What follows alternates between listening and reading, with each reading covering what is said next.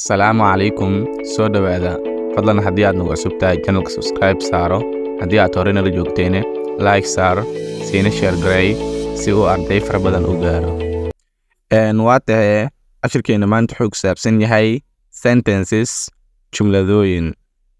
Ask the people, dadku waxaad weydiisaa why they are not happy, sababta aysan u faraxsaneen, and push them, una riix ayaga to the happy, farxadda. Dadka waxaad weydiisaa sababta aysan u faraxsaneen, una riix ayaga farxadda. If you decide, haddii aad go'aansato, you can do, waad samayn kartaa.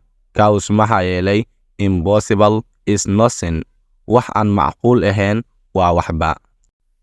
Haddii aad go'aansato, waa samayn kartaa. Maxaa yeelay wax aan macquul ahayn waa waxba.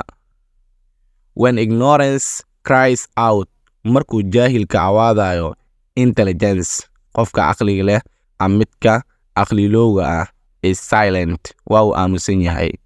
Markuu jaahilka awaadayo, midka caqliga leh waa uu aamusan yahay.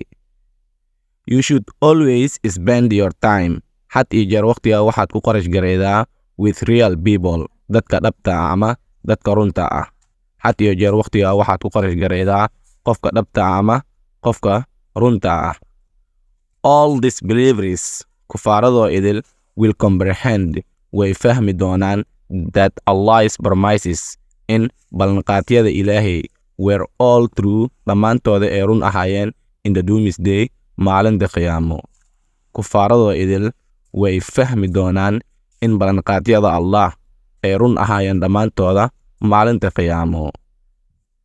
How do you react? Sidee baad ugu falcelisaa when good news receive you, markay warbixin fiican ku soo gaarto? Markay warbixin fiican ku soo gaarto adiga, sidee baad ugu falcelisaa? Anyone, cid kasta, who is against for my speech, ee hadalkay ka soo horjeeda, please fadlan raise up your hand, gacantaada kor u taag. Cid kasto hadalkay ka soo horjeeda, gacantaada kor u taag.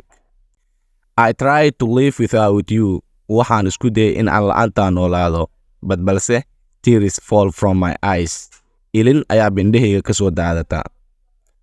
Waxaan isku dayay in aan la'aantaa noolaado, balse ilin ayaa bindhahayga ka soo daadata. All time waan iska ilmeeyaa micna.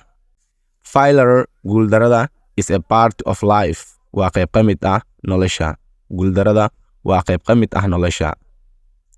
If you see me worse, haddii aad dhib ii aragtid, leave me, iga tag. Haddii aad dhib ii aragtid, iska kay tag.